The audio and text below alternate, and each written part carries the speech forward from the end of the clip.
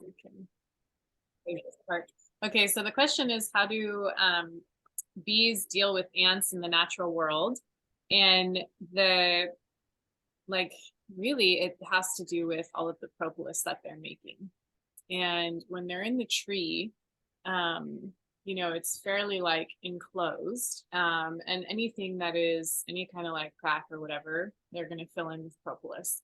And then I can't tell you, I have done, I don't know, 100 like removals from water meters or irrigation boxes. And every time,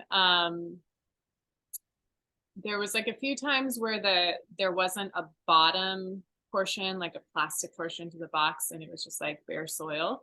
But every time, like that was usually pretty like enclosed with plastic. But then if there were openings or holes, there was like a ton of propolis. And they like those irrigation boxes because usually the entrance is like that big, right? So it's really easy for them to like protect the entrance. And it's a really fascinating spot that they chose, but it makes sense because also there's a lot of temperature regulation right there in the soil. And it's a lot like cooler. But if they need to warm up, it's like another insulation. So they've taken like the same concepts of living in a tree into the subterranean environment. Also, it's said that the bees that are Africanized, the ones we talked about that are supposed to be like more aggressive and whatever,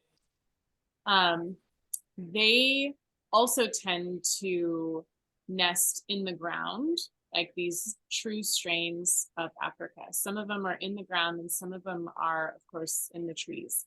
But, there's this theory that some of the hives that, especially like in Southern California, Texas, Arizona, you'll find them very often in those subterranean spaces. I really like doing removals because in those irrigation boxes, because they are usually just like, I don't know, I've had some amazing hives, really resilient, and it's also fairly easy to do that removal, like an hour in and out. Thank you. But I'm so excited for you. So you caught a swarm and they're still there. Would you mind uploading the videos to the classroom? No, sure. I absolutely can. Okay. Yeah. Cool. I have a follow-up question if that's okay. Oh, yes, go ahead. This question's from my husband, and he said this morning, you know how there's a saying, the bee's knees, and that's like the coolest thing ever, the good stuff, whatever. He's like, is that because of their pollen pants? Like what's the bee? Is that what that's from? Yes. Yeah, okay, I'll tell him. Yes. Okay. I'm just emailing our guest speaker. She's trying to. Oh, we have a guest speaker today. Yes. Do you have any questions? Well, my bees arrived today, and Yay. yeah, it's very exciting. We're all like pumped. My littlest came with me to go get them, but we are having it's like torrential downpour today, which is great because our province is on fire. But it's like make for a little bit of a tricky transfer day. So, and then we've been making like sugar water all morning because I was stubborn and didn't buy their like gallon that they wanted to sell me. I was like, no, I can keep it. So I ran and realized we didn't have nearly enough sugar. So I ran to the superstore. Long story short, we've been like, now we're cooling it down, but it's fine because it's not really nice enough yet to do the transfer. So we're thinking like maybe this evening if the like rain, because like what happens if they get a little bit wet? Is that okay? Yeah, you just have to worry about also the temperature. Like what's the temperature right now? Is it cold? Like 10 degrees. Yeah. What is that in your language? I don't know what that is. Who's good at translating Celsius to Fahrenheit? Yeah, you have to worry about the brood getting cold and chilled. So what do we do? Yeah. It's 50 But- degrees. yeah, it's chilly. Um, What happens if we move them into their, because right now they're in your nuke and they're on the porch. yeah, I think you can just leave them there. They're not going to be flying around by any means. Is it going to warm up tomorrow? Well, this is the thing, like this last week was really warm and sunny, Mhm. which was terrible for the wildfires, Mhm. that destroyed half our, well, I shouldn't say that, but like a lot, destroyed a lot. But the next week is like looking cool and rainy for an entire week. 8, 9, highs of 12s, lows to 8. So like hovering around that 50 mark for the entire week. So like I figured lots of sugar water because they're gonna need it for the whole week. Because if I don't open it, right, once we get them in, we don't open it. Yeah. How far away is that beekeeper you got him from? Like a 45. I'm just wondering if he can give you some frames that have comb on it already built out so that you can transfer them and there's a little bit more insulation. You know what I mean? Yeah. Okay. I can call them and ask. Is there anything I can like put around the box to keep it warmer? Yeah, you could just do a tarp on top, like put a blanket and then a tarp on top. Yeah, that would help because yeah. And then like still have their opening or whatever, then if they want to go out to like take a sniff around. But yeah, it's like the weather is like yeah. If they'd come last weekend, they would have been pretty comfortable, I think, by now.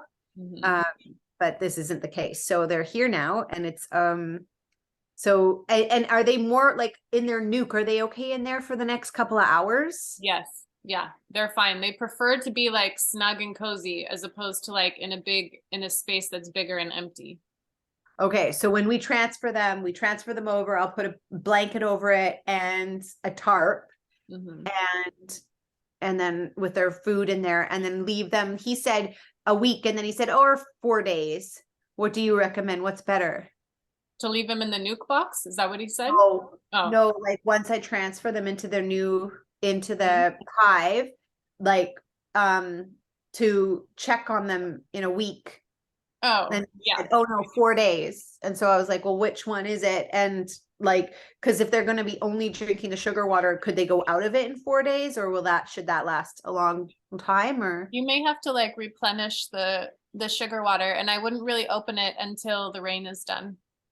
Like next Sunday, or according to the forecast right now, right? Like, I would say they're okay today. They can stay in the nuke box. Call him when we're done and find out if you can get some frames from him that have comb on it. Okay. And then if so, get the comb and then you can transfer them into the big box with some sugar water and then just leave them. You can have the little blanket and the tarp over it if you're having continuous rain, and just leave them until like 3 days. You can take a little peek and look at the sugar water. Remember, put it on the outside or the last frame so you can slide the lid and just check that really fast. But yeah, you don't really want to open it when it's cold and raining. Okay. So yeah. So aim to tricky. Yeah. But they're okay in the nuke. They're okay. Like they're gonna. How long are they okay in the nuke? Like a day, 2 days? How long? I wonder how they're not gonna swarm right now, obviously, because there's a lot of rain. That's what he said. He said if in some ways rain's okay because you're less likely to have them swarm when you move them. But I didn't want to move them and get their little wings and stuff wet. So you can also like transfer them, like have your husband or someone help you like have a tarp over so you're putting the frames in fairly quickly as you can. It's your first time, so that they're not getting wet. And could I bring the hive to the deck and put them in there? No, you leave. need to put them in the spot where you're going to have them forever. Because you don't want to move that over there again. Okay, that was another question I had. And then, so once I put them in, yeah, so sorry, the nuke box, how long could they, Mark says, yeah, you can pick up some comb, but I can't get it till Monday. That's I think like you're going to be fine. in the nuke. Mm-hmm. They're not going to starve in there. They should have honey in there. Like he should have given you a frame with honey in it. You can ask him. And if he didn't, then yes, you'll want to transfer them. Because the guy that picked it up, it wasn't my guy, it was another guy that was there when I was picking up, and he was like, get them in as quick as you can. And I was like, okay, I thought I had some wiggle room here.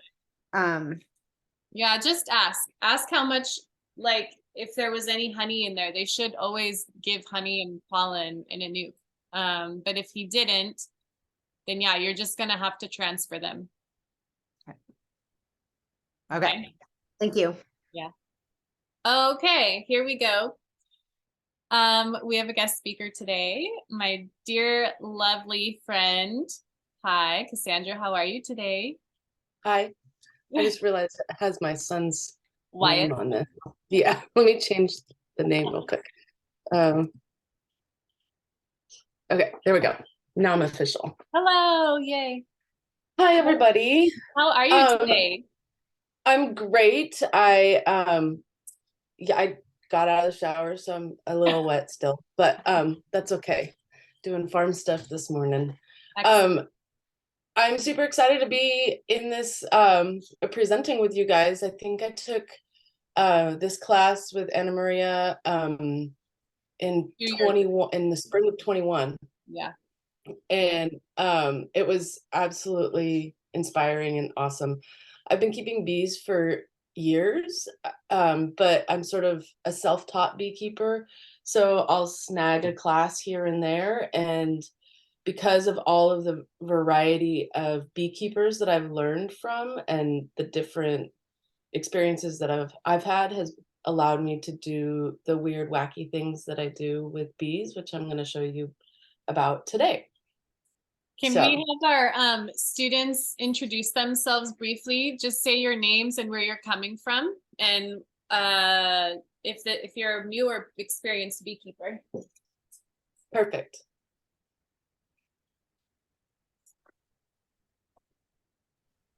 Should I go first?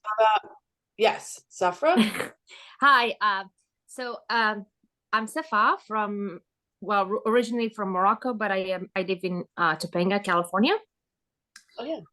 I have been keeping bees for 3 years, but I've been actually using a friend of mine who was a previous student of Anna Maria has been coming to do inspections with me. I didn't really feel like I could judge bees or anything. I love the class, so I kind of now I'm doing my own inspections and collection and connection. So yeah, nice to meet you, Cassandra. Good to meet you too. I'm Marlena. I live in Santee, California, which is in San Diego County. I also started keeping bees because of a previous apprentice of Anna Maria's. It's actually the same. It's the same woman. Oh, is it Bree? Yeah. Bree, yes. Oh. Okay. Oh, There wow. you go. Bree has been a long time friend of mine, and she gifted my husband and I a hive when we got married, and we got bees after that, and so on and so forth. But I would still consider myself a new beekeeper, and I've also taken classes here and there and had people in the area come help me out and teach me some stuff, but it's turning into this kind of interesting kind of constellation of information. Yeah, nice to meet you. Thank you for teaching us today. Awesome. My name is Jewel. I'm sorry, I keep getting up. My son's putting little notes for me under the door. So just keep arriving. So that's what I'm doing when I disappear in 5 seconds. And I live in Nova Scotia, Canada. And I am a full-on like beginner noob to beekeeping. So this is like my first hive that just got my first nuke. So yeah, that's my story. That's exciting. Yeah. This is Wyatt right here. Hey, He's Wyatt. assistant beekeeper. Do you remember Anna Maria from my bee classes that I was doing online a few years ago? Teacher? Yeah. Yes. He remembers you. And he's oftentimes, actually almost every time, with me when I do bee stuff. So he's my assistant, and he knows lots and lots and lots about bees. So Happy to hear that. yeah. So okay, so the woman that you said that that is sharing her beehives with Jewel with Marlene and Safra. Is that the Yeah. same woman that okay, what's her name? It's Bree. Bree. Yeah. So was she the one that taught us to draw bees? No, that was Jessie. Yeah. Oh, okay. Yeah. Cool. Are you still talking to Jessie? Okay. No, I'm not. But that bee drawing that we did wound its way into the current beehive that I have going right now. Oh, cool. So I was thinking a lot about it, and I used that same imagery this whole semester when I was teaching imagery on glass. Awesome. That in a minute.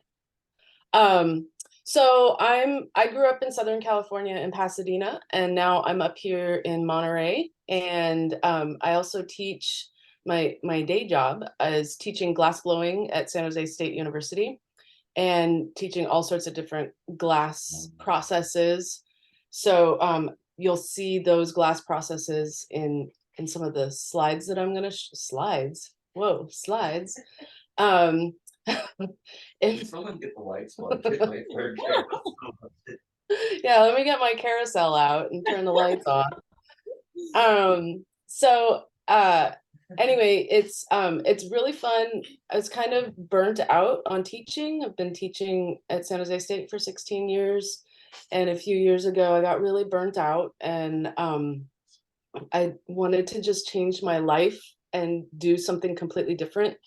I'm also an avid gardener, and now I think I've kind of moved along the lines into being a permaculture farmer, and kind of studying that whole process of the whole system, and being able to really support our own surroundings, and being able to, I think it's the wrong word to use, but it means the same thing as a survivalist, in a way of like long term, what are we doing before the Anthropocene? And so how can I be a good steward back to this earth?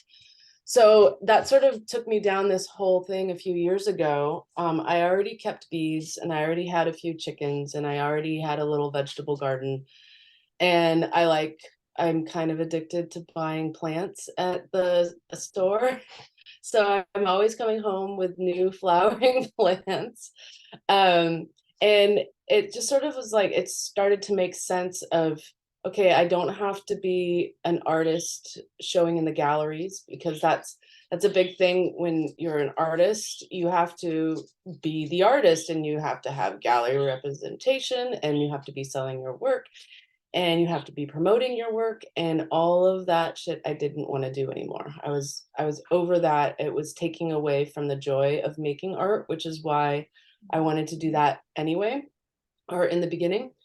So I kind of just started combining my art practice with my permaculture practice, and it's turned out to be a really fun, wacky adventure. And I feel like, I don't know, when I talk to my colleagues at school, they found out that I have chickens and chicken eggs, and now they buy my chicken eggs from me, and I'm known as the chicken lady and the egg lady. And it's a lot of fun because then it brings up these conversations with these art teachers, professors that are living in Oakland and San Francisco that have absolutely no idea what any of this is. So it's been a really great conversation starter and a really great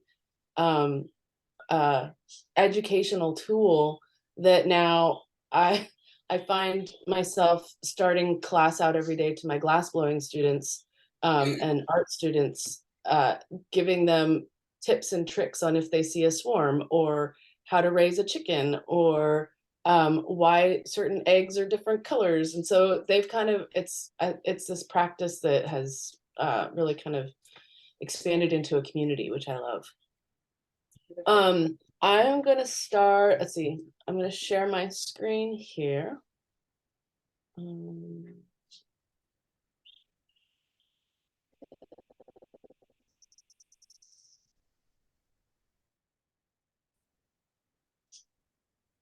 All right. So, are you guys able to see the screen here Yes. with all the photos? Yes, your photos are loading. There they are. Okay, cool. Okay, cool.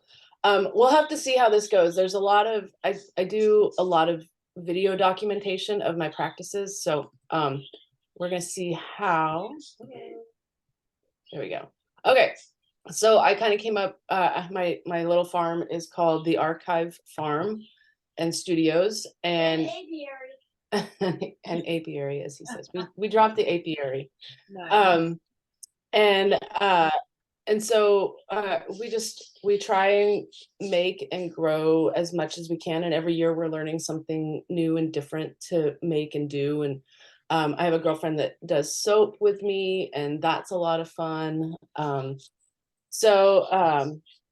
This is sort of a few miles from where I live off of the Pacific Ocean, and I think it's probably the most beautiful place in the entire world. Throughout all of my travels, I'm always really glad to return back here and realize how fortunate I am to live in this mild climate and this beautiful climate and a protected climate. Monterey Bay is like extremely protected with all of the marine research that goes on here and the fishing. So everything, there's a lot of support for small farmers and lots of agriculture around, and the weather is usually really great. So that's pretty cool.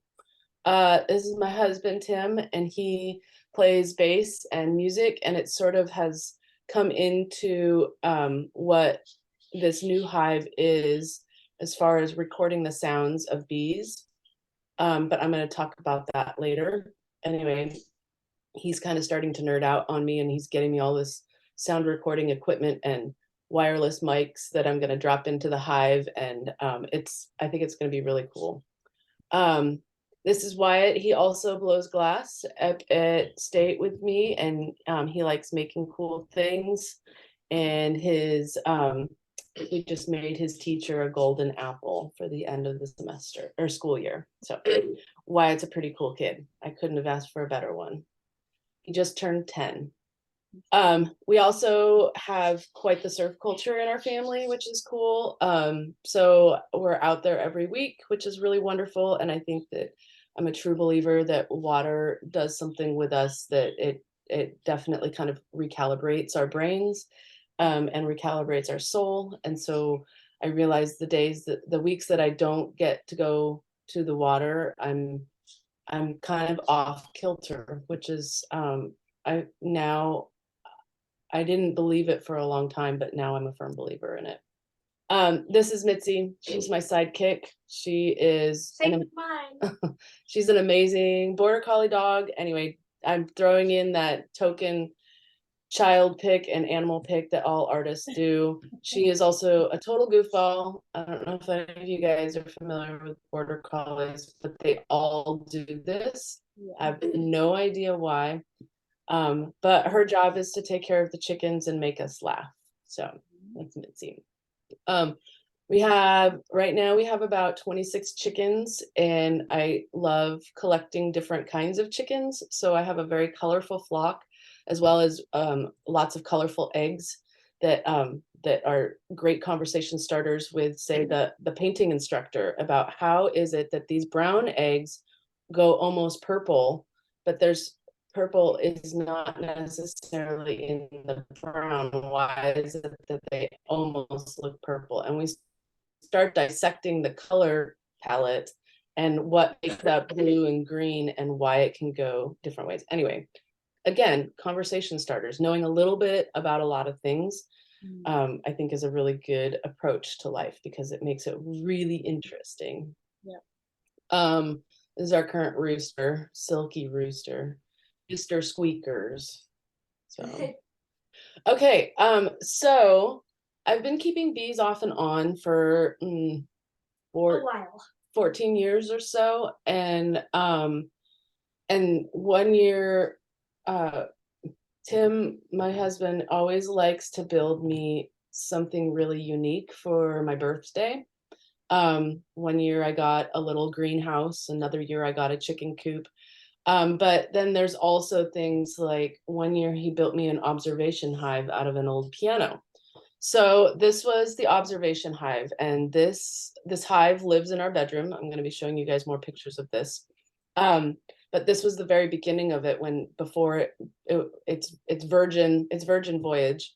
And so if you're unfamiliar with what an observation hive, it's just basically where you can watch the bees build. And I highly recommend, if anybody's going to want to learn more about bees, that you get involved with an observation hive, even if you set it up at your own house.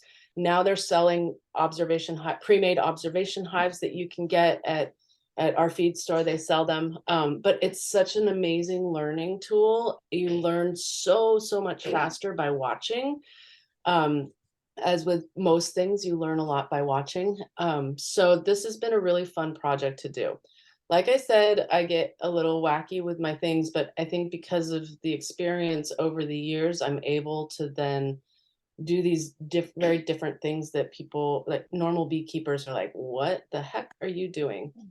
Okay, so video. This is, you're gonna have to wait. This video is doing, I call it the dump of, I had caught a swarm of bees. And let me see if I can turn the sound off. Yeah. So this is introducing the bees into the hive, and it was really awkward, as if you guys have probably noticed, the beginning stages of any, like when you're starting out, anything that you're doing with the bees is really awkward. My girlfriend Amy and I were talking about that, about how awkward it seems in the very beginning, and then you get to a point where, okay, I can do this, and I didn't feel awkward, and I didn't have to double guess and second guess myself over and over and over again. So that was the introduction to the bees, and I think that that's in these 3 different projects that I'm showing you. That's probably the biggest challenge. Is I create these hives, and then I'm like, okay, how do I get these bees inside the hive? What's the best way to do it? And it's nerve-wracking, like you were talking about in the beginning. Like, am I allowed to leave the bees in the nuke box? How long? And it's raining, and how do I feed them? And all of those are really great questions to have. So in learning all of those different things, you'll start to have a repertoire of various attempts and attacks, and directional attacks, I mean, on how to solve different things in different sorts of situations.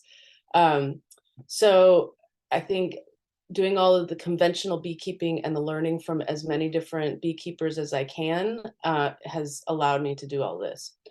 So I am a beekeeper, but I'm also a fiber artist and a glass artist. So I'm always interested in thread and pattern, and how we can, how the idea of thread as a memory, and how is it that we collect this thread, and what do we do with this thread. So I also quilt, and everybody gets new hats for Christmas, and they're probably really tired of it. But you know what? I learned new techniques. And one year I made people they all got cat hats, and with various thread colors of different cats in the family that their personality fit.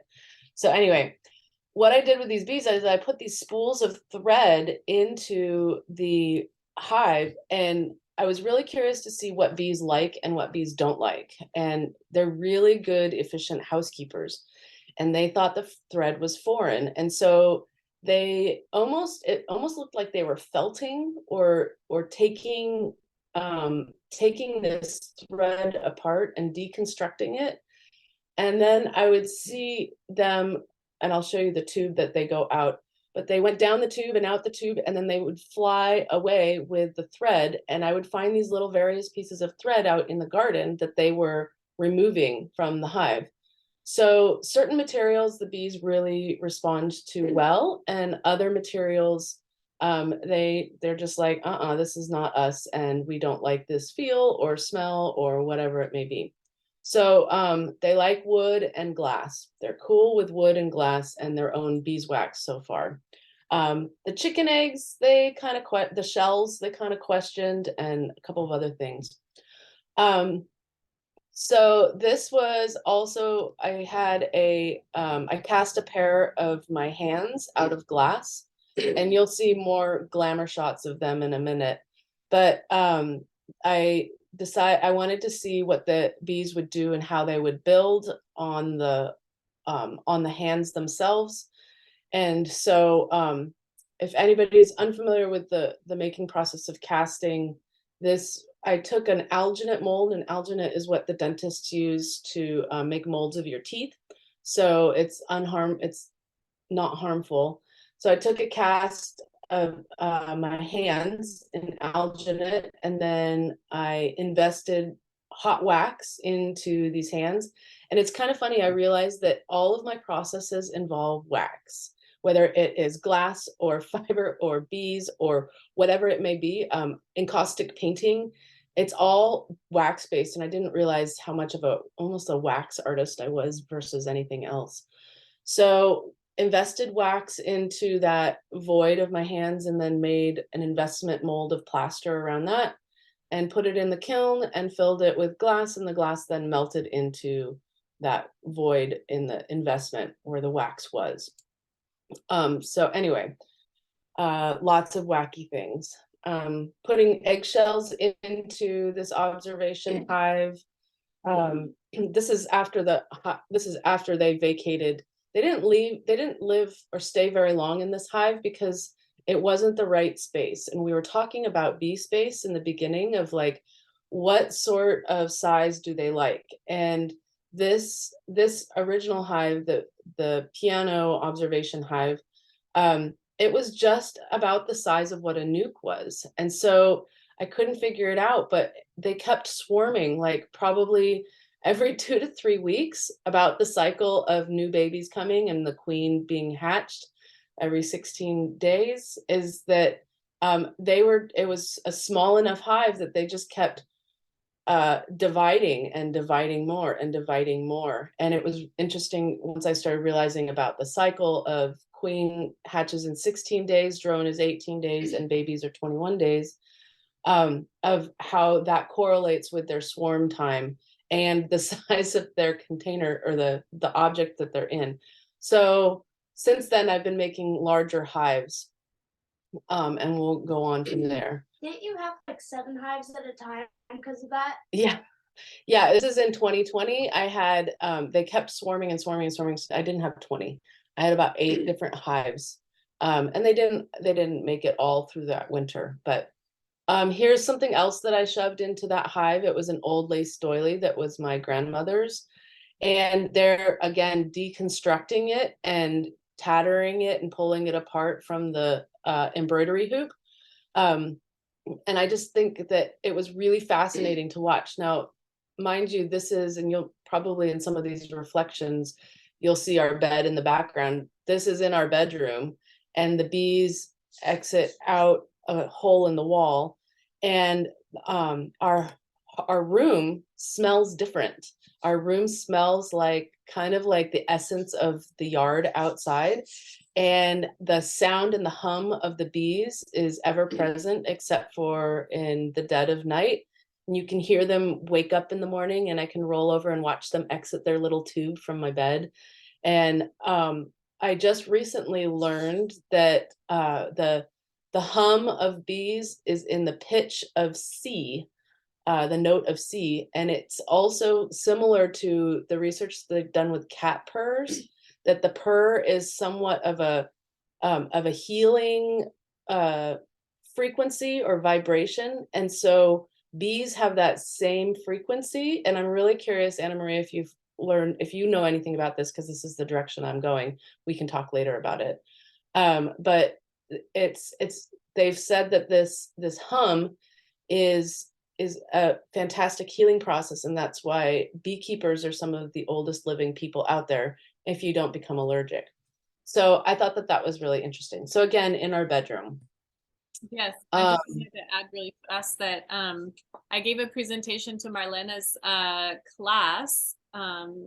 She has students of naturopathic doctors and other health professionals, and I was sharing with them the different designs that have come from Europe, where people have known about the healing frequencies through the vibration of bees. And so they've constructed these beds that you can lay on. And I have a feeling you're going to do this now if you haven't already seen it, but I'll send you some photos. They have beds, and in the bed is where the hive is. And then it's like in a little room or portable, like little portable shack, for example. And the therapy is like you are laying on the bed and receiving the healing frequencies. And on top of that, there is also research and actually documentation of people who have connected a tube, almost like an oxygen mask, so that you can breathe in the air from the hive. So yeah. And also That's awesome. Yeah, it is so cool. I haven't shared it with our class yet, but it's coming. But anyway, there's also a closeness in the frequency of bees to the heart chakra, and also of the different frequencies, of course, of the earth. So yeah. Is there, if you have any links that, and I can always just Google too, but if you have any specific links that you think I'd be interested in, I'd love that, because that's sort of the new direction after this last project. Awesome. So cool. So we're in it for the long haul, girls. We're gonna live forever because we keep bees. Oh yeah, this is another one. This is of them kind of deconstructing it. I just thought it was really, really fascinating. This is at the bottom. So they're just deconstructing it, and then they'll take it out into the garden. Are these videos coming through clear for you guys? Yes, it's clear. It's just with a little delay, but it moves through in the entire. Okay, cool. So then again, sticking other objects in it. This is a glass casting that I did of a spool of thread. And then, okay, so this is totally random, but this is also what I was learning with this observation hive is, and if, so turn your volume up, and this is up. This is what I heard one morning from my observation hive. This is a different video, but this is what I heard one morning.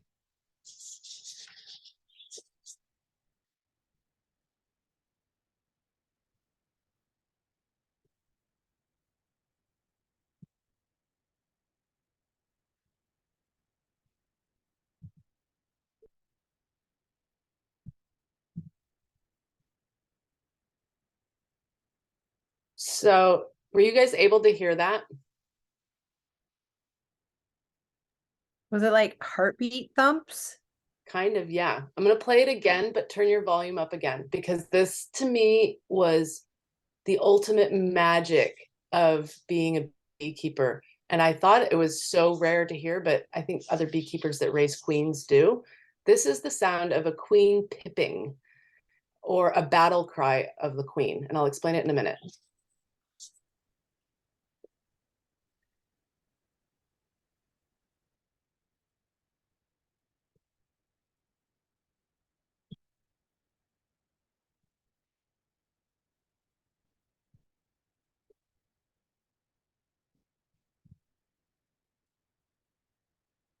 So they call it queen pipping. And it's basically the queen as she's getting ready to be introduced to a new colony.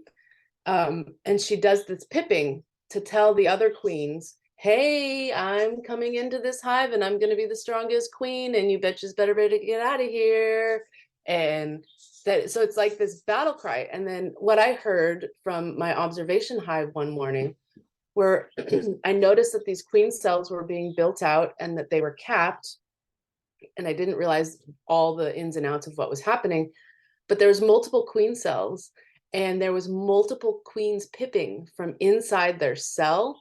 And they were already battling, saying, I'm going to be the queen of this observation hive. You better get out of my way.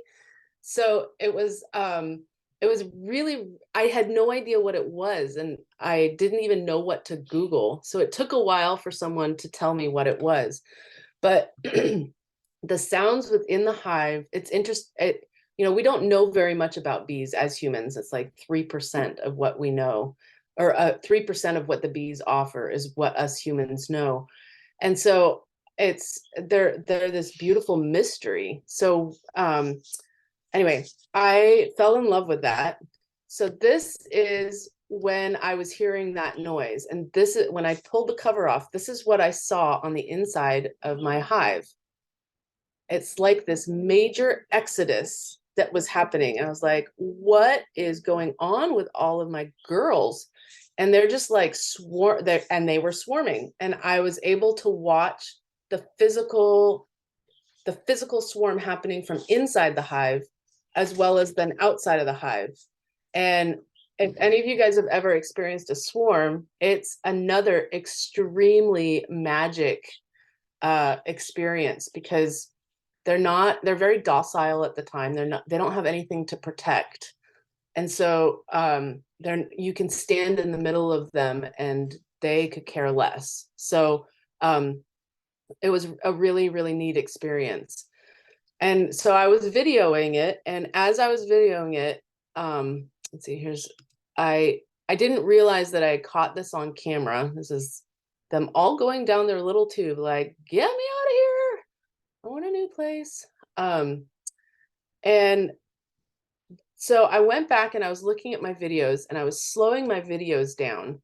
So if you could see where my mouse is, right in here, this is one of those queen cells that was pipping, and she has chewed a hole through the end. So this is the queen hatching, which also is really, I would not have seen that unless I had an observation hive.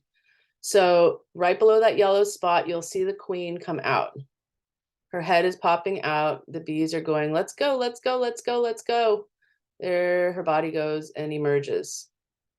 So then I slowed it down. Oh, I don't have the slow version. Huh. What? Oh, this one right here. Wait, what's I had a different video that was slowed, but let's do this again. I'll pause it. So I was just videoing. Everything was happening so fast. So I was just videoing that cell, and then when I went back and watched it, I was like, oh, there it goes. I'll just slow-mo it this way. So it was really cool seeing this queen hatch, and I think that's the queen that then took over this hive, and the old queen then exited and swarmed with the whole exodus of all the girls. So anyway, lots of learning that went into this hive, and this hive, you look at, it's definitely a lot more weathered. This is the gallery shot of it that was in the show. And it was a few different generations. it was a few different generations of bees that went through it, a few different years of introducing into it all. And so I was able to kind of, I don't know, what's the word I'm looking for? Collage these different processes all together and the different glass parts.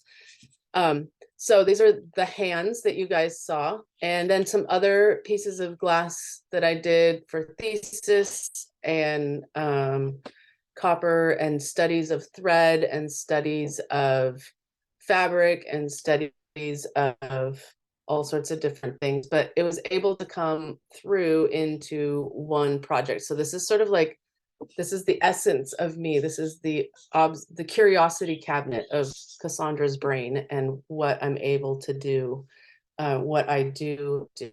There's some close-ups here. Some of these were not necessarily in the hive, but I went back to the idea of putting thread in the hive. None of the thread made it. So that's, I guess, you know, it's all out in the yard somewhere, probably in a bird's nest. I like working with, what you're just, yes, you can use that. Train of thought. I like the idea of what lenses have to offer, or what glass can offer in all of their different formats and whatnot. And I think that lenses are a really interesting thing, and that's coming back through into this current one that I'm doing.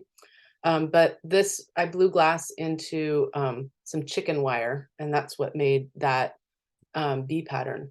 This is my favorite part of this. This is the underneath side of the hands. So you saw the hands, the top of the hands, but this is what the bees did underneath. This is the part that was in the hive, or on the top of the hive. And they put the propolis all along my, whatever you call it, my lifelines. And I thought that that was just kind of an interesting self-portrait in a way. But the cool thing about casting is it picks up fingerprints. It picks up all of your little tiny details. Again, more details of the interior of this hive. Some of these are repetitive. There's a queen cell that started to form up here. And then there's drone cells and there's brood cells. And so I tried to gather a little bit of all of the hive as the educational tool. And so I presented this at the faculty exhibition, and it was like, they're like, who are you? We had no idea you were this witchy woman like this. Anyway, okay, so this is on to the second project that I had this harebrained idea. And nobody understood it. Like I presented it to a couple of museums to try and get funding for it and to try and get a residency to do it. And everyone's like, I don't understand. This has nothing to do with glass. This has everything to do with bees, and we're a glass organization. And so we don't want to deal with you. What I wanted to do was, my husband, when I was 9 months pregnant with Wyatt, took a body casting, a torso casting of my pregnant belly. So I had this torso with a Wyatt just before Wyatt was born. And I wanted to make that into an observation beehive where the bees would enter and exit through the belly. So the belly button, excuse me. So with that plaster, we made a wax of it. And this is, again, over years and years and years, up in my studio. This was Wyatt crawling back inside. I thought that that was kind of funny. So we made the wax, and then we made a rubber mold of that wax. And unfortunately, I don't have the process shots. I think it was when my phone was at its end and it didn't save these process shots. But from the rubber to the plaster mold that we made, et cetera, the result was this. So this is glass. It's a glass shell that is made with frit. It's a process called pâte de verre, which means a glass paste in French. And basically you have this frit, which is about the size of sugar, and you mix it with kind of like a glue, and you create this, you pack it into this shell on the plaster mold, and then you back it with talc, et cetera, doesn't really matter. You fire it, and then now you have this shell of glass.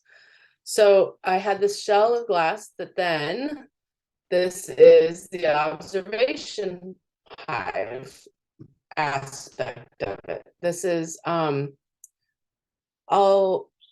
these are a little bit out of order, but this is the video of it. We're not going to watch this whole thing, but this is, like I said, that first one, this is the dump. This is dumping the bees into this hive. And I didn't really think on this one how I was going to get the bees into the belly. I was just thinking about the belly. And so this was the most troubleshooting and the hardest work I had ever done with bees. But here we go. So Wyatt is narrating, Wyatt is taking, oops. Okay, so what we're gonna do is we're gonna pour the bees into here, into these two tubes to go into this hive. And then there's a camera back in there that we can see inside this. See that? So this camera Okay, here we go. is, it has night vision on it. And so we're able to check on the bees whenever we want. Really starting. Here we go. Yeah, look at all those.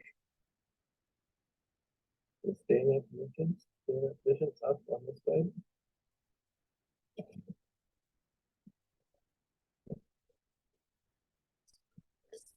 Look at all those bees.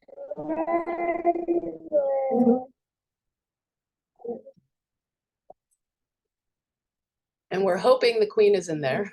Because I think First wave stick right there. so I did it.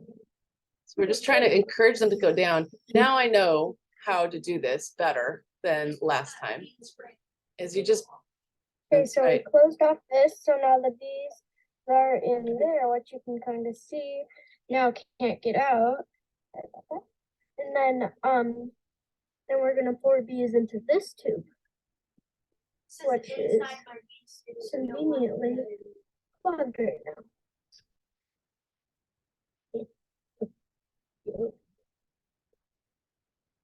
Here's our belly. And also this cork right here will be the original entrance, but right now we're just pouring them in through there.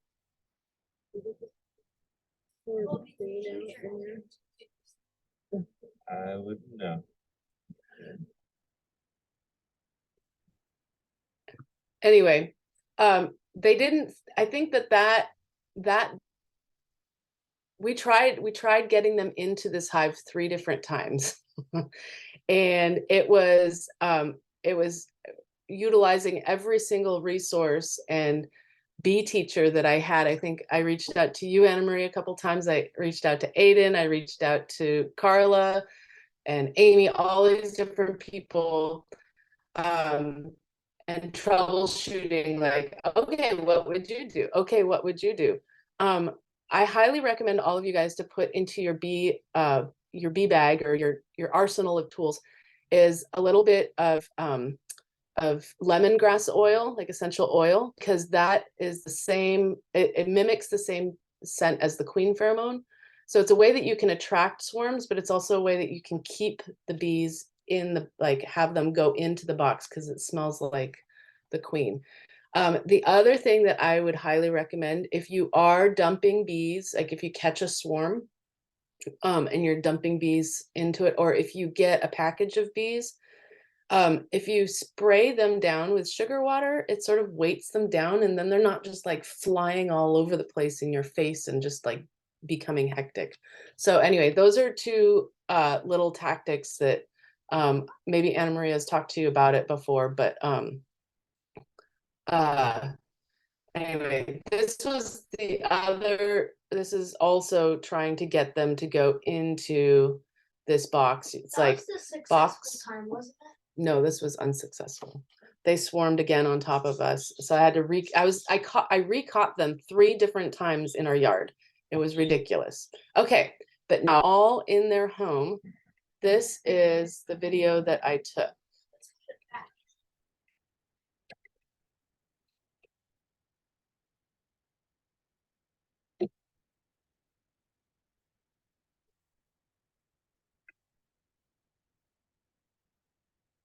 You can hear their little legs pitty-pawing around.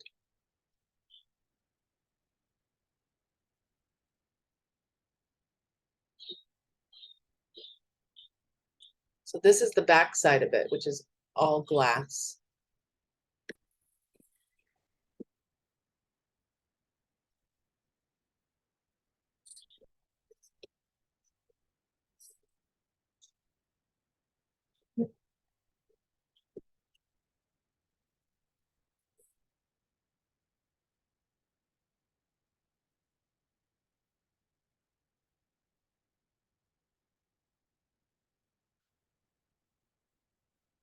So it is, this is a more of the size of what the volume of what a hive would be that they really like, that they're happy with. I was thinking that for the faculty show this year that, the other observation hive, they didn't stay more than they never overwintered. And I was like, okay, cool. I'll have this really cool sculpture that I could put into a gallery because these bees are only going to stay around for a season. But they have been by far the strongest bees that I've ever kept. I have not treated them for mites because I can't really do a great job at treating them for mites. I don't feed them very often. I'm kind of a lazy beekeeper when it comes to that. And I've just let them be, and they have survived. And then they swarmed again on me this spring, and I requeened them, and they are like happy as they're happy. And I think the difference is, and I kind of proved myself this most recently, is that they were allowed to build their own comb, which I think is really interesting. Let's see if we can get, yeah. So they were allowed to build their own comb in any sort of way they wanted.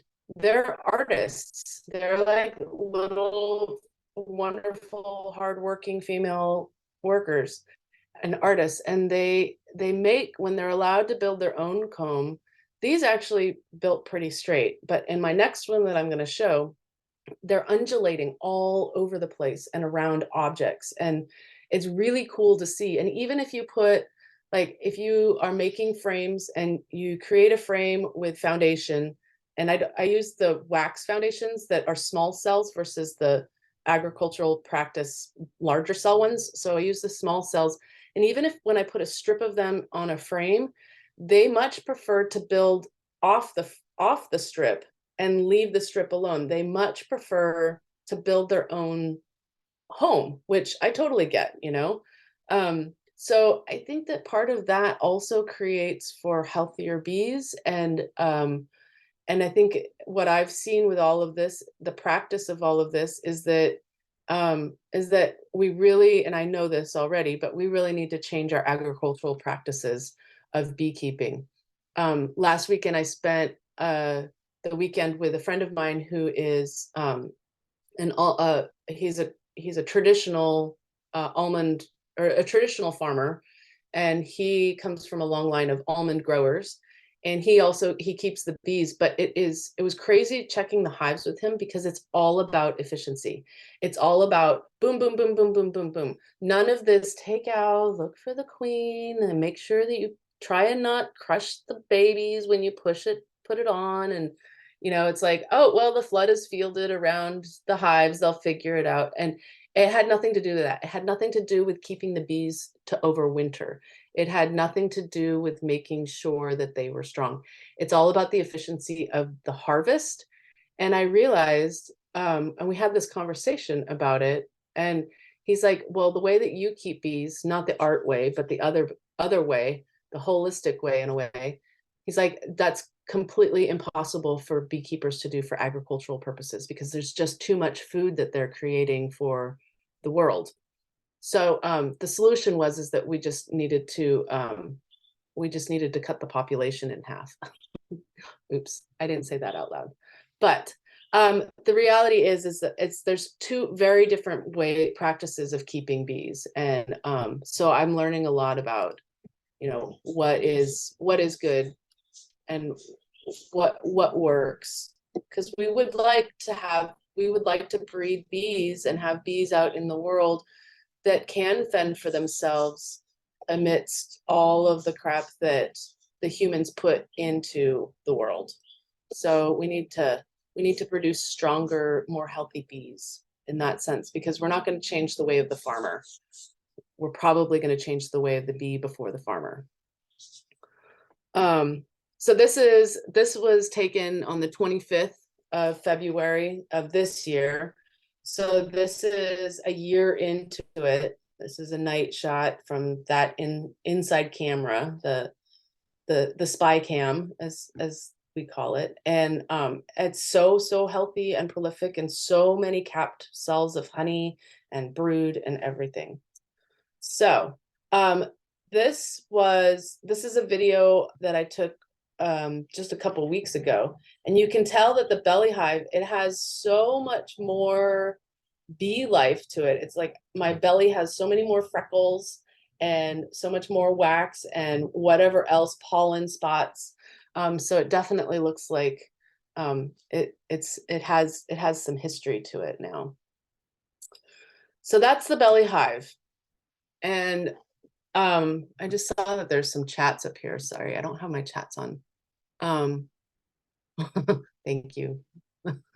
Okay. So anyway, I had this, I should stop for a second. Does anybody have any questions so far? I kind of just keep on talking. I don't have questions. I just have some comments that I can share now or at the end, whatever you prefer. Is it specific to a piece, or is it more general? Yeah, I was so excited about the belly hive when you created it. And it's been such a joy to witness it growing. I think you remember how one of my mentors refers to the brood section of the hive as the womb, right? And how we should treat that space with reverence and patience and compassion, as it's literally, you know, creating life. And for me, it is just a testament to, you know, how bees really want to live, which is in a rounded shape. And I just think that this physical artistic piece is like, so it's like the perfect declaration of that. You know, we talk about bees and trees and we talk about the shape of trees, but this is truly this melding of, yes, the preferred shape that they are in, but also of the feminine essence that is within the hive, and how the feminine energy is carrying the hive through and through, generation after generation. And that creation is shown time and time again through the hive. And I also think that's why, as I've mentioned before, why so many women are being called to work with bees, because we're remembering this innate wisdom and innate ability for creation. So I'm like, I'm slightly jealous that I don't have a cast of my pregnant belly, and I'm almost like tempted.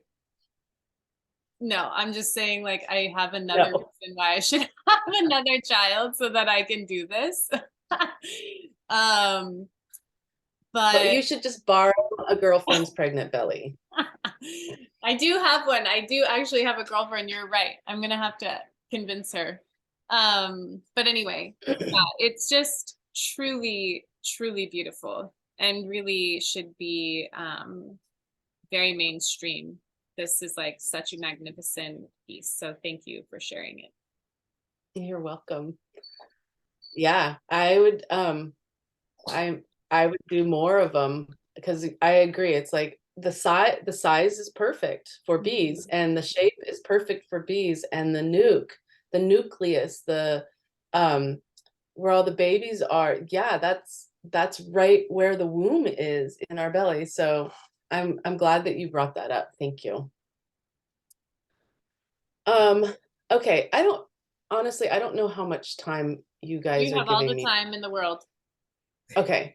And if anybody has to leave, I totally get it. I'm used to the classroom setting. So, okay. So I had this idea, being a glass teacher and then also being really interested in innovation and the innovation of glass and how important glass is to our cultural society of where we have come to be today, of because of glass we're able to have artificial light, which makes our work days much different and longer. Because of glass we're able to communicate with people on the other side of the world. Because of glass we're able to study the microcosms within a microscope and the macrocosms in the telescope. We're able to communicate with computers. All of computers, we rely on glass. All of our devices would not exist without screens of glass. So glass, I think, is one of the most important tools as far as innovation and advancement in our society. And I hope that we can use it to our advantage versus disadvantage. The smarter we get, and now that we have AI, which is like ridiculous and really, really freaky, and how it's just, I realized this semester teaching all of the AI classes, or I mean, at the end of the semester, there were all of these messages coming to my inbox about warning us on plagiarism, because all this, like something like 65% of students admit to plagiarizing using AI already, which is like, and then putting chips in our brains. I don't know. I hope that we can use glass though in a better way than that. So this right here is 1851 Crystal Palace for the World's Fair in London. And there was a guy who designed this, Joseph Paxton, and he is actually a really well-known, renowned architect and a botanist and gardener. And he was the groundskeeper for, for this park where they were going to put the exhibition. And all of the designs of all the architectural designs were being poo-pooed and da da da da. Anyway, he just designs up on a napkin like, oh, let's just make a big greenhouse, and his design won. So because of this design, that this is a showing what the Crystal Palace looked like, all of those panels are glass, and he had to figure out, it was an innovative design of trying to it had to push the process of glass making, of window making, to making it twice the size of what the existing windows had already been. And so it was a big innovation in glass technology and the factory. So this is a picture of the guys putting the ceiling panels on, the roof panels on. There was a beloved tree in the park that had a lot of pushback, because if there was going to be a building built, they'd have to take this beloved tree out. So Joseph's design included just build the greenhouse around this tree. So these arches became a big symbol within this architectural phenomenon and innovation, and getting excited for the World's Fair. It's like, the World's Fair back then was so important. It's like a host, you know, we get all excited if our town is hosting the Olympics, right? Same thing with the World's Fair. It's how you can show off your local or your country's innovation and design. So that's a really pixelated picture. Sorry about that. Anyway, it was a really big, exciting thing. And it was all, you know, everybody was excited. Anyway, unfortunately, in 1930 something, the whole architecture burned down. So this is the picture of it in flames. So this is when it was first created. There was only drawing. You could only draw, but now in 1931, now they could photograph it. And this is a picture of it burning and afterwards. So it's interesting to see the history of documenting this piece of architecture going from pre-camera to actual video recording. And then these are just screenshots, but this is of it, the arch where the beloved tree was, and now it burned down, kind of ironic. So I have always been interested in that, in that story, because it's a pretty big landmark for glass innovation. I've also been really interested in terrariums, and I come from a long line of farmers and botanists, and my grandpa, who was a real jerk, but he collected specimens from around the world, and he had little terrariums here and there, and was really interested in plants. My great grandmother, this is one of my favorite stories to tell of my family. In the late 1800s, she divorced her husband, which was unheard of. He was a fur tradesman for the Ford Motor Company in Michigan, and she decided to move west by herself. And so she stopped by the World's Fair in Chicago on the way west. And at the door of Chicago, they were handing out free land in California.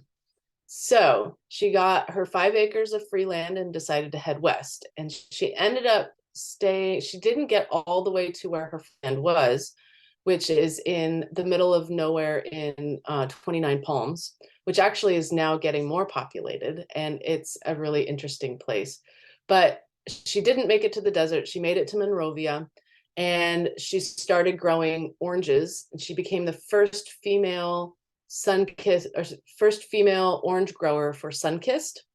And there's stories of her taking her oranges in a wagon from Monrovia all the way to downtown LA over the course of 2 days, and standing on the dock of the train station, being the only woman there selling her oranges.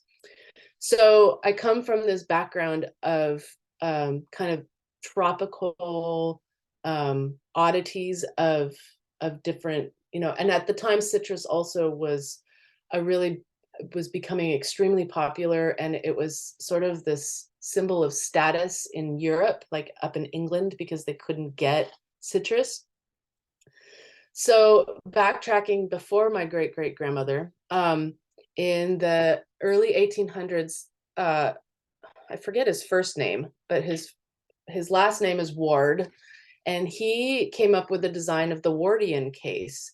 And this case was made out of glass, and it allowed explorers to go into different areas of the world and collect live specimens and bring them back to England to study, back to London, or I think he was in London, and still have them living. And so he started this sort of a pen pal thing back and forth from his friend that lived down in Australia. And so they would ship these specimens back and forth in these Wardian cases, and it became extremely important for the study of botany and the exploration of plants, and how we eat and how we survive and sustain ourselves. So of course I'm excited about glass, I'm excited about plants, I love bees. Let's build a beehive out of this Wardian case. So this last year I've been and then I have this love of, you know, fabric, and I have the sewing machine that doesn't really work anymore, but I mean, it does work because it's a 100-year-old machine that doesn't need electricity. I've been dragging it around with me every time I move. Anyway, I finally found a home for it, and you'll see that in a minute. Harebrained ideas, working in the sketchbook, thinking about the roof panels of the Crystal Palace and that arch, and figuring out how to recreate those arches in glass. So innovation, I'm realizing this actually isn't that interesting to people, but my husband loves figuring out how to build things for me. So we're figuring out how to build this slump mold, making this stainless steel arch, and then now we're going to put a piece of glass over the top of it and slump the glass down over this form. So this project is more like, how many different interests and processes can I put into one single art project? So slumping the glass, I scanned in a bunch of imagery from old botany books and botanical studies of bees, and also of plants from a marsh area in Central California, which is where we're at, kind of the estuary plants of our systems. And so I have these images, and I'm able to transfer them onto transparency paper, which you can see back here. And I realize I don't have a good documentation of how this process works. I demonstrate this in my class, but I don't have slides for it. So apologies, you're just going to have to believe me. You put them, so it's sort of like a photo process, where then you have your imagery that was on the transparency, and you can transfer it using UV light, and then a rinsing out process similar to printing photography and from slides. And then you put the resist, this blue stuff that has the image on it. Here, Anna Maria, this is the drawing that I did in your class of the bees, and I just changed the different sizes and orientations. And so I have the same drawing, but representing a whole hive of bees because of different ways of changing the image back and forth. So anyway, I can so I put this resist stuff on it, and then I sandblast the imagery onto the glass.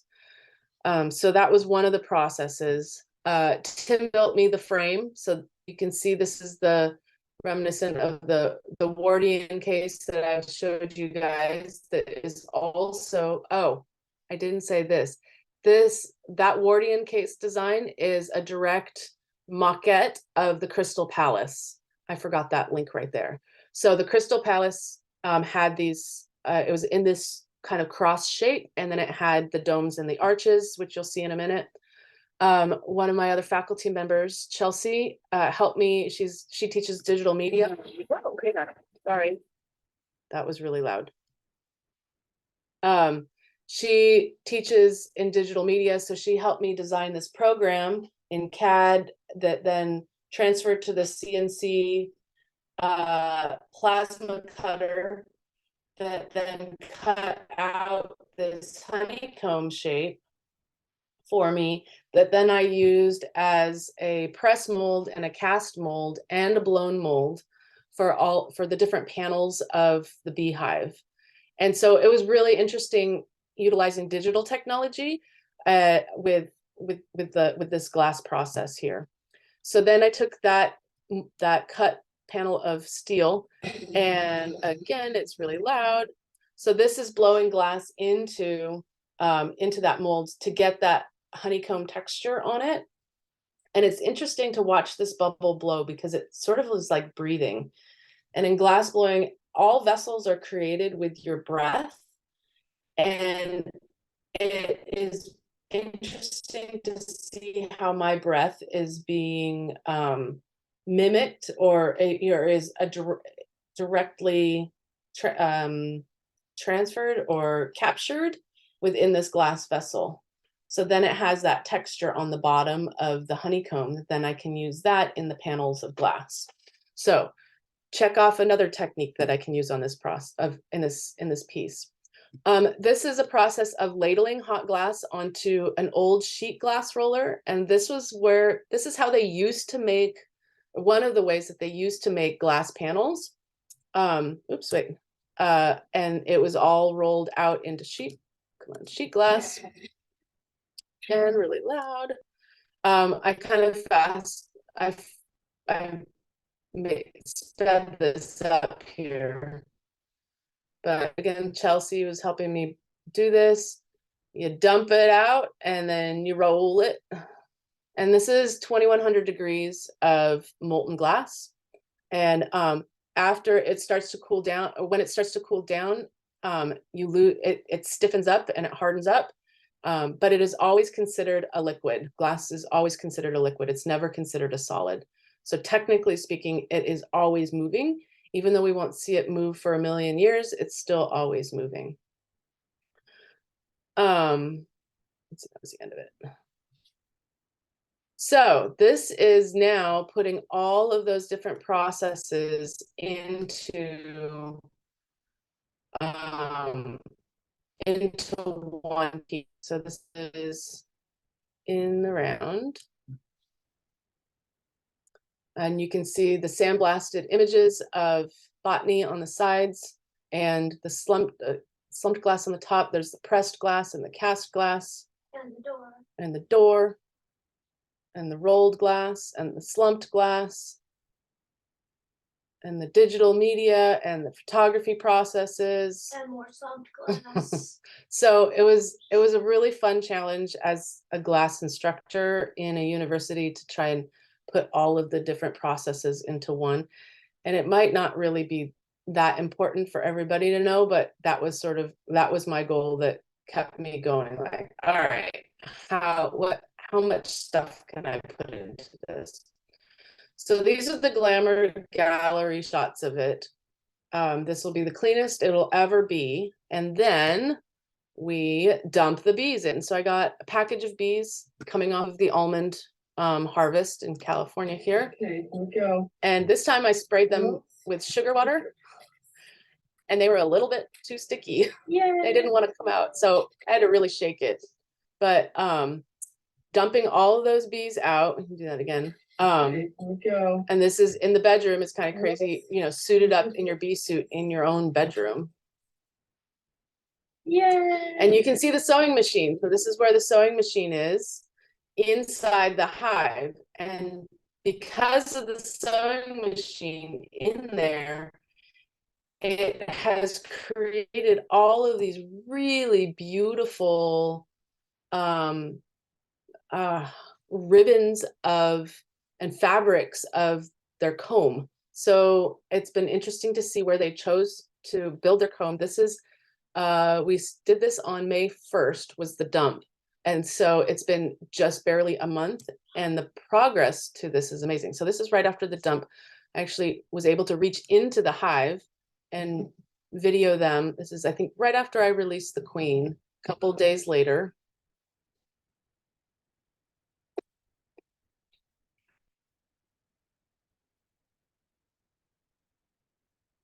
And they're all really, really calm because they don't have anything to be protecting at that point.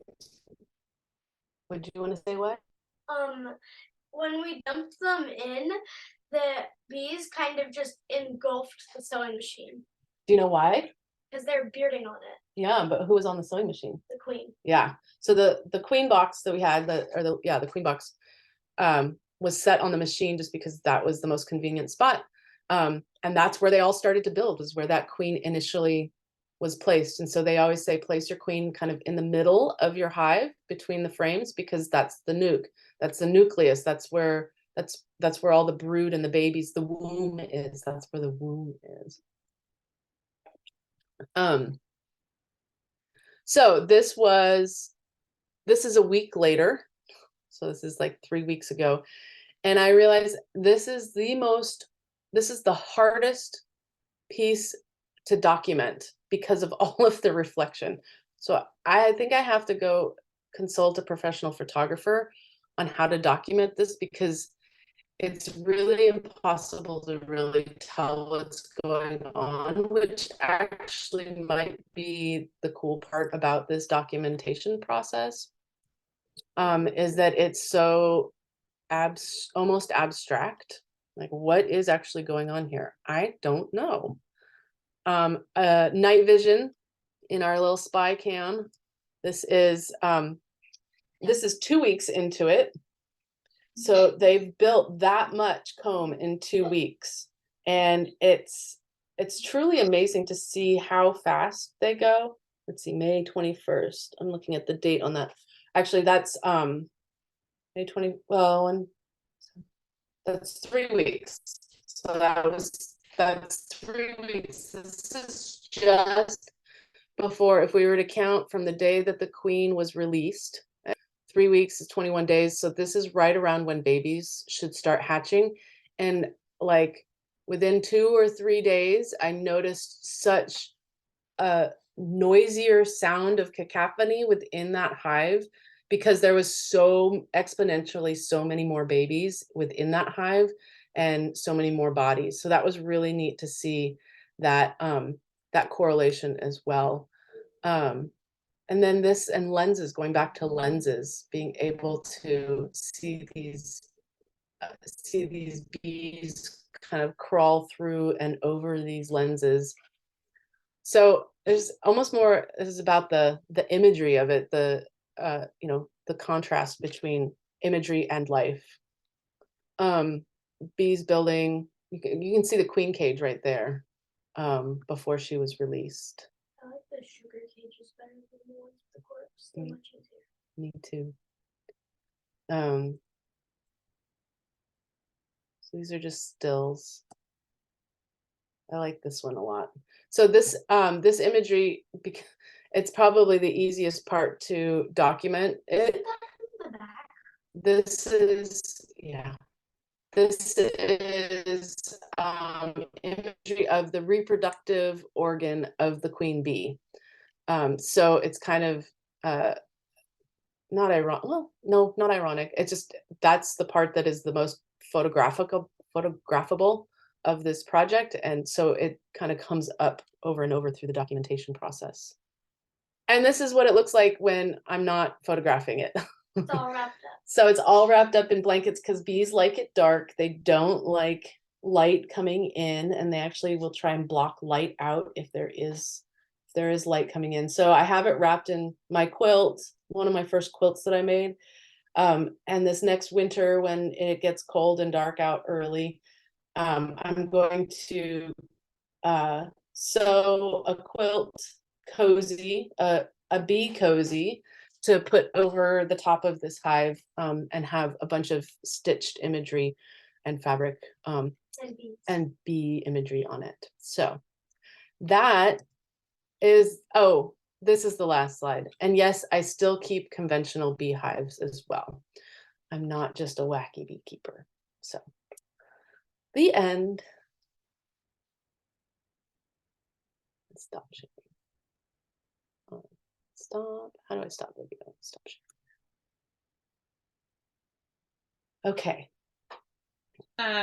Safa says that she's your professional photographer and she's happy to help you. First of all, can I just say, I am so blown away by this woman. Like the stuff you channel is goddess is not even a word for what you're doing. Like, this is incredible.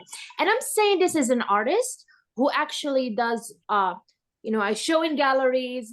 I try to, like, I get that part that you're like, fuck this. I'm not gonna deal with galleries, you know, because I understand as a professional photographer, and I've shown my work all over the world. I actually photograph indigenous people. As a matter of fact, I'm going this weekend to the biggest indigenous festival in California called Aniwa, and I'm going to be photographing, I want to say 20 different indigenous tribes from around the world. So, you know, like, but besides, what you are doing is so incredible. And these people at the museum, for not wanting to support you, like, they have no idea. If I was a millionaire, I would, if I had all the money in the world, I would just say, go do your project. Because every woman who has had this call to be with bees need to have your art in her house. Like, your art has energy, and a lot of people unfortunately don't understand. Right. I would love to help you anyway. I as you were saying this, I was thinking, oh, she needs to do that. This is what she needs to do technically. And then you said, I need to consult a professional photographer. I hate to interrupt like with the chat, but I was like, yeah, that's me. Yes, we Wonderful. need to talk. Okay, that would be great because Yeah. I realize that's sort of where it all stops is my documentation, and it survives as documentation more than the piece itself. Yeah. So it's something that it's, you know, been on my bucket list to become a better photographer, but just been stuck doing too many other wonderful things. So let's, You know, I don't actually photograph, like my photography is not really this, but I can tell you little techniques yeah, where you can make it better. okay. I would love that. Maybe could you share your maybe email address or best way to get in contact with I'll you? put it in the chat. Okay, cool. Thank you. Oh, I'm excited now. That's well, I'm always excited, but that's awesome. Cool. Yeah, I am also blown away, and I don't know, I feel like there's, I don't know, I'm also at a loss for words, to be honest with you, because everything that you've shared with us is truly so unique and literally a channel, as Safa was saying. There's nothing to compare it to, and it is really mind-blowing. And I'm just filled with like so much inspiration to make the time for myself, and speaking personally for my life, the way that I interact with bees prior to having children is very different than how I've been able to do it now. And prior to having children, I was very like I was able to just sit with them and channel and feel and experiment and go away, fly. And I very rarely have these moments now where I can kind of like indulge myself with the bees, so to speak. This fly is like on my space. And as I was talking about that treatment bed, it's really been something that keeps coming to me over and over again, to have this bee healing art space. And I've had this like image of what this like temple could look like. And anyway, all to say that I just really need to push myself to make that time and space so that I can reconvene with the bees in that way. It was so nourishing to my spirit to hear you talk about the bees and to see your dedication to every project. So thank you so much. I'm just immensely grateful for you and for your creativity and for sharing with us today. Thanks. And I just want to say one quick thing. All I'm thinking is, God bless her husband. I know. Because my husband puts up with my witchiness and craziness and creativity. I'm like, oh, we need to do this. And he's like, okay. So just send him my blessings. I will. He's amazing. I am a really lucky woman to have what I have, and he's my best friend. We work together. He's the technician for glass and ceramics at State, and we commute together and we live at home together, and everything's cool. And yeah, going on 20 years this year, which is kind of fun. Wow. So it takes special men to be married to women like us. Absolutely. Totally. So they're very lucky. Totally. He's lucky to have you is what I'm trying to say. Aw. Well, I'm lucky to have him too.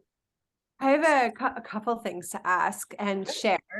I think I totally agree with the statements there around partnership. And I also feel like it's interesting. My husband's also a technician. So like when you were showing the shop stuff, he works at the university in the engineering department. And I was like, oh, so I like called my son down at one point. I was like, look, like daddy could help me do this kind of stuff. And I think this is recorded, right? Anna, so I can watch he's really sick right now. My oldest, my 10-year-old.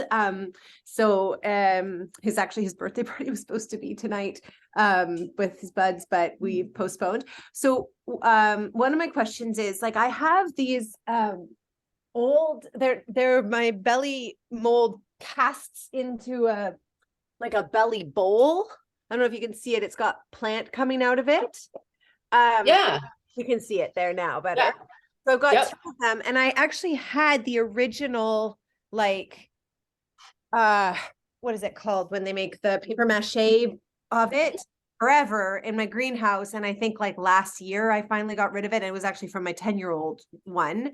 Because I have two of them, but could I use the bowl mold and then create something like it would only be the belly, like it doesn't have any, I'd have to add, I feel like more to it because I don't think it would be big enough just as the belly.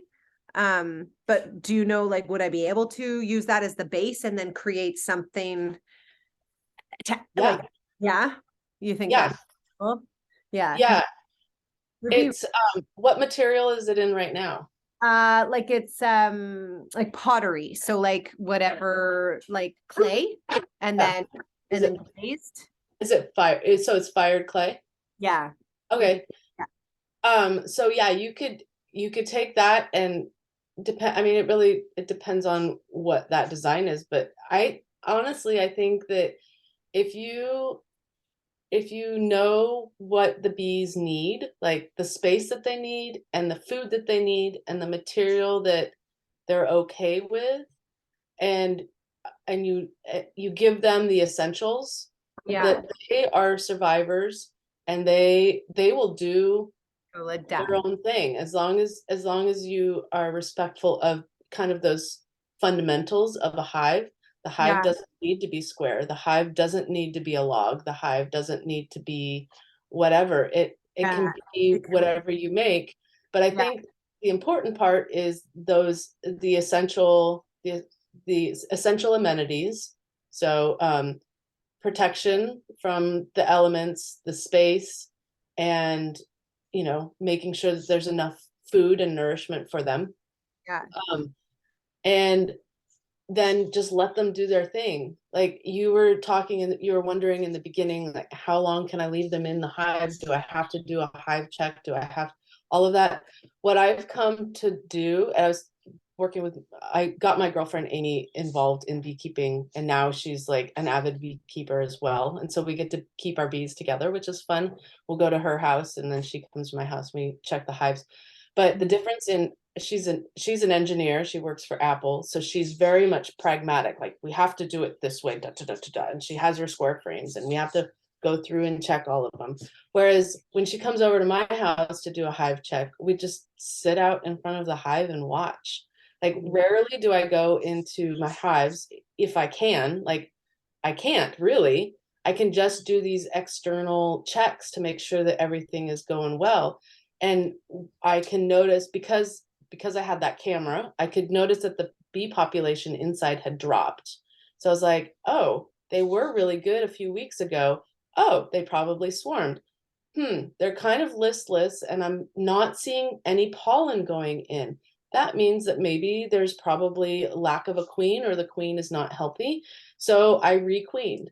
And you can tell, like, all of the external hive checks that I actually learned from you, Anna Maria, of like what you are looking for, of pollen count and how much, like if you are feeding them, are they going through the food stores? How many bees go in and come out? And it should be like at least every 10th bee should be coming in with pollen.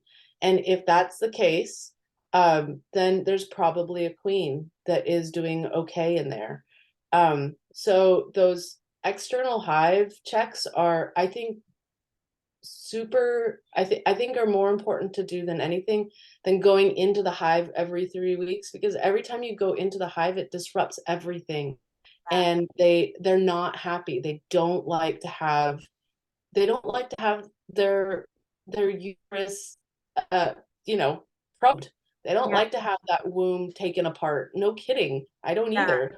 And so that I was gonna say that's the other piece that, like, when you showed your art and then just the energy of your son's presence through the entire experience, like the colors that came, like I'm gonna get emotional again. There was something like incredibly powerful that happened when those bees went into that shape from which he had come.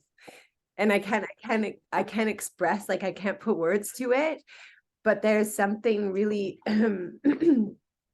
powerful and healing that took place with the art that you're creating on the planet. So I just want to say, thank you. Absolutely. It's nice to have feedback because it's a community, like this exists in my community out here on the property. And so and because it's not gallery based, it's just sort of like this morning I woke up early and it's Saturday morning, Wyatt gets the computer for 2 hours to play Minecraft. He just gets 2 hours of screen time and that's it, no more. And it was like from 8 to 10, I'm like, oh shit, I gotta get these slides together.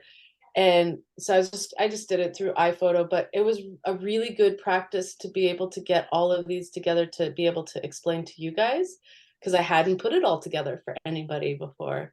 So it was I really appreciate that feedback. And I think, like, so there's our witnessing, like the divine feminine through each of us that's witnessing this project that you've done. And then, like, I'm not saying that the world that we live in and how because the original way that we witness each other and how the structures were built off of those was originally in true witness. Like, the reason that we have galleries was to create the structure to witness, but they're not always being utilized, like they're not always being used the way that their original, like the holographic framework was created before it became into matter. Like, so when you create this, even in just how I see it is like, it's being witnessed on like so many levels. Maybe not the human like the same as like going to a gallery where a bunch of human eyes absorb it and then it's part of the human consciousness, but it's like at this point, at this juncture that we're in now, that doesn't matter actually as much. Like, it mattered when we were at a certain point through our evolution, and I think how we bear witness to each other's magnificence in the future again will recircle back to a certain way, but it's shifted to a different type of like glorification that isn't in harmony anymore anyway. So how your instincts around just doing what you are here to do, I think is like really in harmony. It's really in alignment, and to know that it is being witnessed, like it is being witnessed. It's and I think it's so interesting.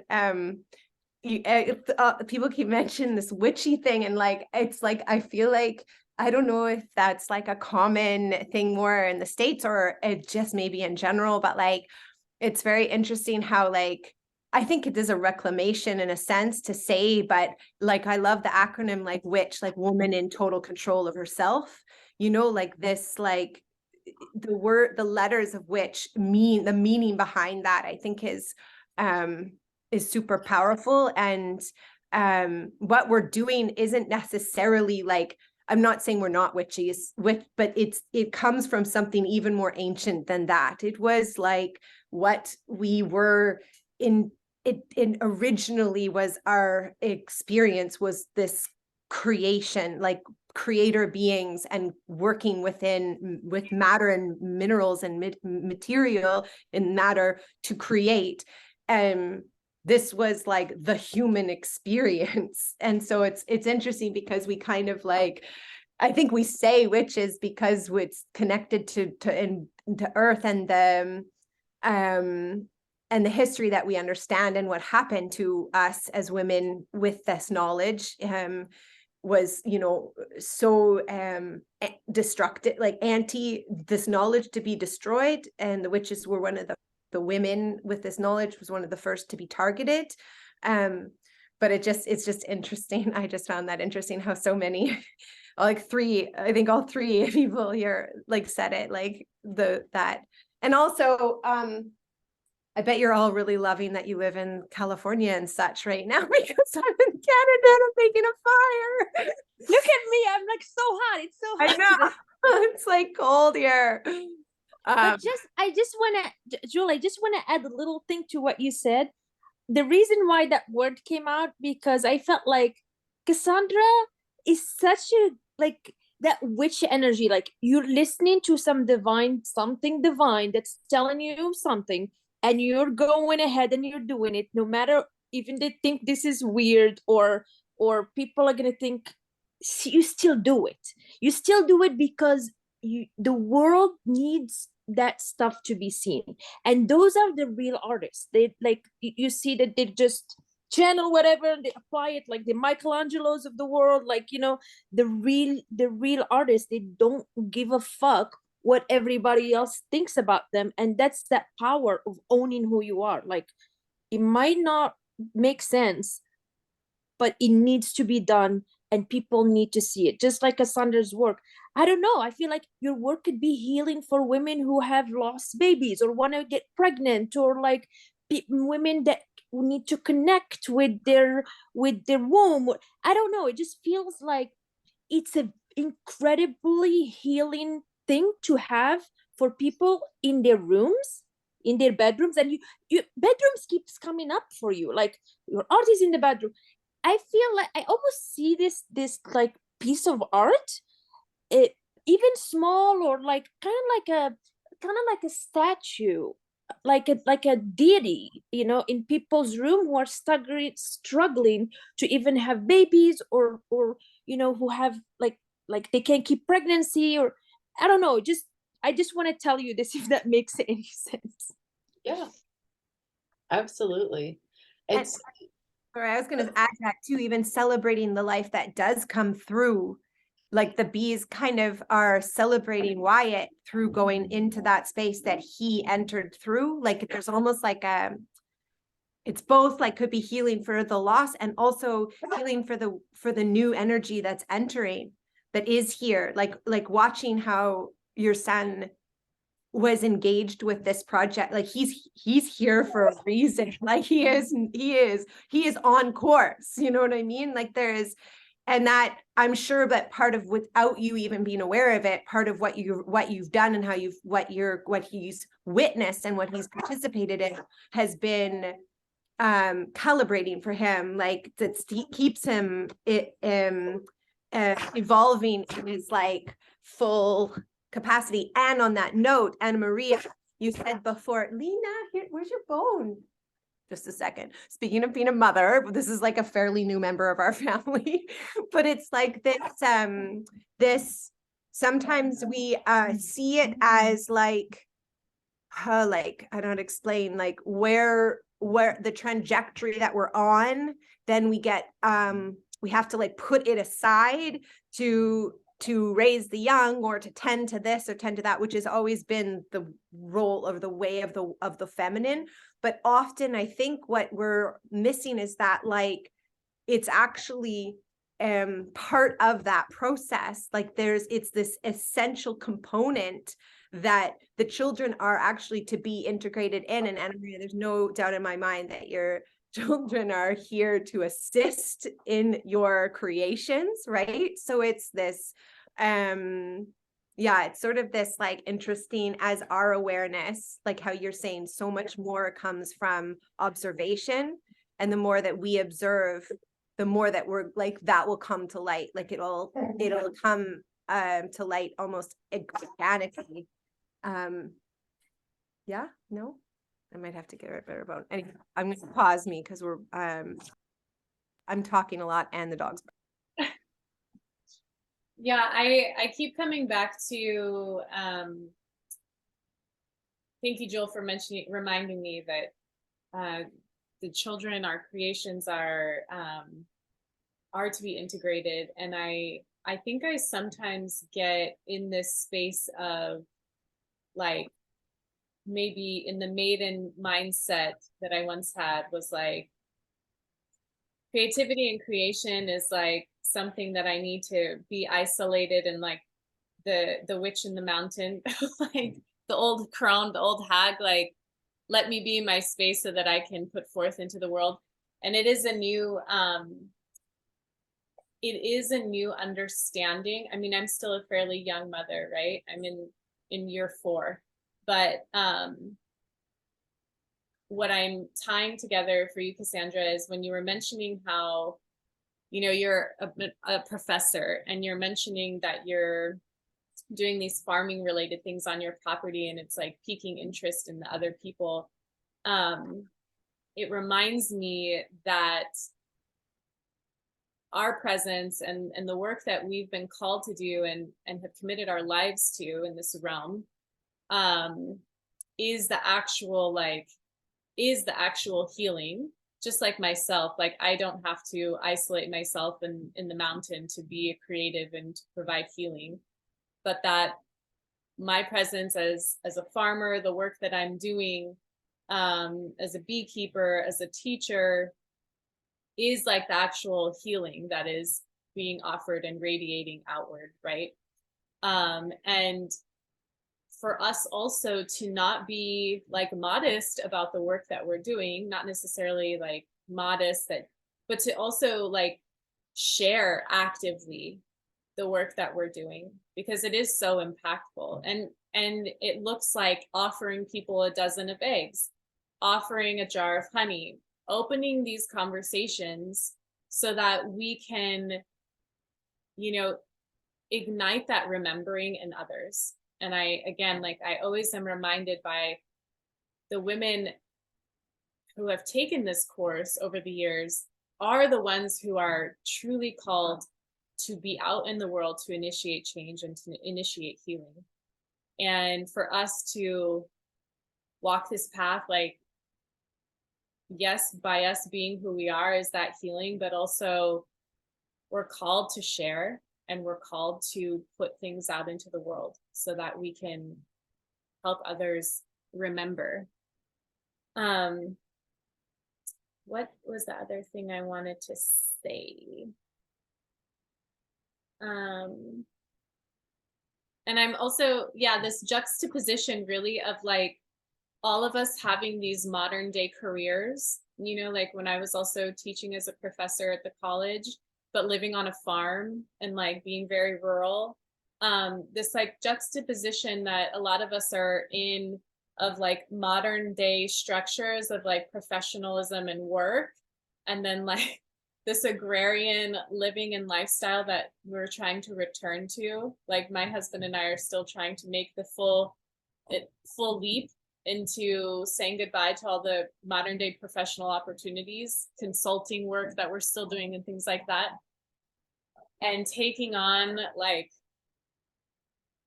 full consuming, like that's who we are, like the agrarian way of living. It was just, I like this juxtaposition and to investigate this a little more because a lot of people are in it. We're trying to figure out how we can exit from that space and be more embodied in living with and off the land and with nature. It's agrarian, right? That's how you pronounce it. Yeah. That's an interesting word to bring into the description of what we're doing. I think in a way, I started doing it to be anti-capitalistic. Mm-hmm. And you mentioned in Canada, there isn't quite the common term of witchy. And I don't think that witchy is really a common term anyway. It's just something that I've used because it's so anti-capitalistic. And I think that our society in America, especially, it I think that that's, where America is the great experiment on how socialism can work, or how we can how we're I mean, we're only 275 years old or whatever as a country compared to all of these other countries that have been around for thousands and thousands of years. And I think that our experiment is failing, like flat out failing. And so what are we going to do when it fails? And I want to be ahead of that curve. And I think in studying these processes and organisms and breaking it down and putting it into perspective, I think is extremely important for humans to do. It's like we need to slow down and just watch and just listen and smell. Oh yeah, that's another hive check smell, is smell. And utilize our five senses into being smarter. We're, work smarter, not harder. And being able to kill two birds with one stone of like, okay, let's combine the teaching practice and the art practice together. Let's combine the art practice and the agricultural practice together. And once I figured that out, this was around, well, the last couple of years, it started to really solidify. And in February, I think I came to this closed loop of full circle of like, okay, I'm okay. I'm 44 years old and I'm not freaking out anymore because I figured it out. I figured out how to balance everything and let things go that were the hangups of everything. And so being able to remove myself from the regular societal norms and expectations has been so healthy. And the bees, they are what I give credit to for that. It's like they're the ones that taught me to slow down and to support and uplift our other females and uplift our family and put our family into the system of yeah, they have to work their butts off too. We all have to contribute to this whole, our small little society. And society is in different sizes, and you can have multiple different societies within your own life, and making sure that they all work for you and work with you, and that you are able to work with. Just, I think that life is too short to do things that when you're unhappy. And I was unhappy for a while, and I realized that it was like affecting everything, including, the physical body of joints and headaches and migraines. And so, yeah, I think that that's really important. We need to get back down into the hive. And recognizing too that like we're in each and every one of us, if on an energetic level, is like a queen. Yeah. And like all these things, and even like I think of it as like a gravity thing too. Hi. Like there's, oh yeah, you're gonna say hi. Okay. This is Lindell. He's 5.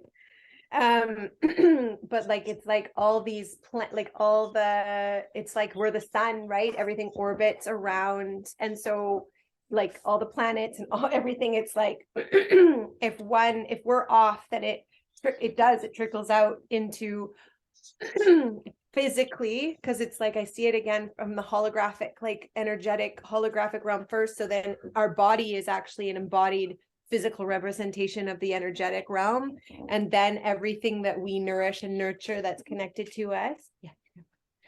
And that is the healing. It's through those threading through that actually harmonizes on the planet on whole, not this outside source that's like, even now, like, it's like when we are in each other's presence or when we see a piece of art that activates us, yes, it's like tuning forks that recalibrates our own energies to then start to thrive again.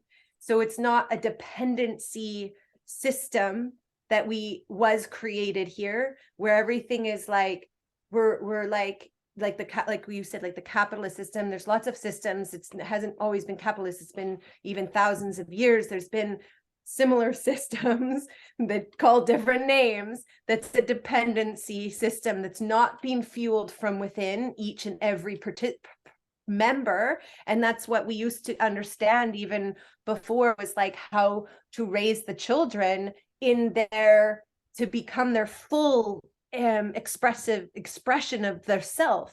Instead, we have these systems that actually start to normalize this to be dampened down really early on. And then, not that we can unplug everything all at once, like systems need to change slowly. We know this from the bees, we know this from anything in nature by paying attention. It's slow, but yes, I have more. That's like, it's the beginning of the process. And in whether I think everybody in this conversation is aware, in a sense, that we all chose to be here at this time for a reason. Not everybody is in that headspace. Some people are still trying to like numb it all out and like go back to what they thought was normal or whatever. But there's a huge amount of people whom are very aware and see the big picture, and it's not pretty, but it's incredible, and it's absolutely full of untapped potential in terms of like, if we've been stuck in like a dimming system, what happens when we start to light it up from within? Like, it just, like, it's like we're just at the beginning, I think, of a massive transformation. And I think it's like, I don't necessarily, like I said, think it's going to happen overnight. And we're going to see probably a lot of things that could feel like they could throw us off. But when you're making decisions, like Sandra was saying, like when we start to realize how to hold our tone, no matter what happens, that's when we know that like it's not even that we're on the right track. It's that we're aligned with something that's actually bigger than us as individuals, because there's no real right or wrong way to do life. This is just, it is what it is. But there is an incredible amount of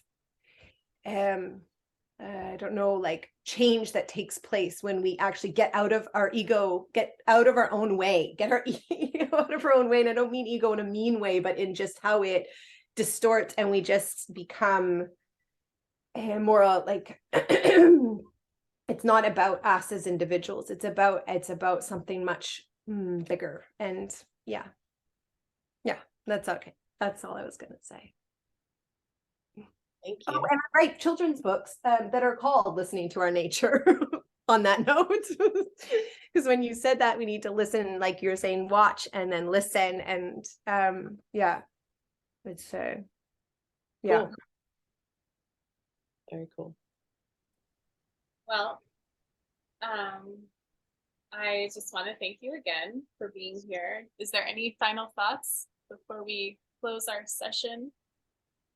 How can I will post your Instagram handles in our classroom.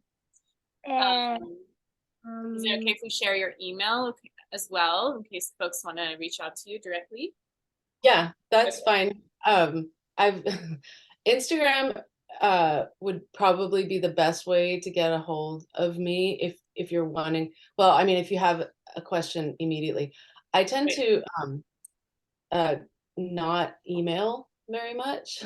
Okay. And my faculty at first were really pissed off because I would never answer emails, but then now they're like, whoa, I'm kind of really envious of you that you just checked out of email. And Like, if you need to get a hold of me, just call me.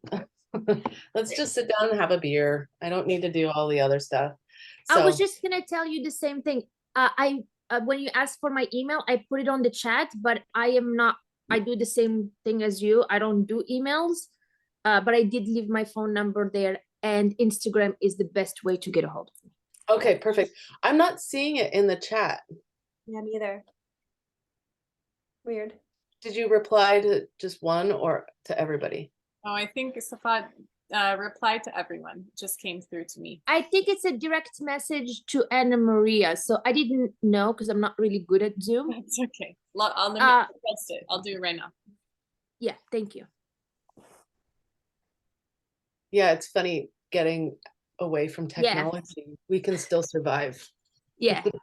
Yeah. But Instagram is easy because I'm always on it for my business. So it comes on and I'll leave my Instagram here too. Okay, I'm gonna put mine too.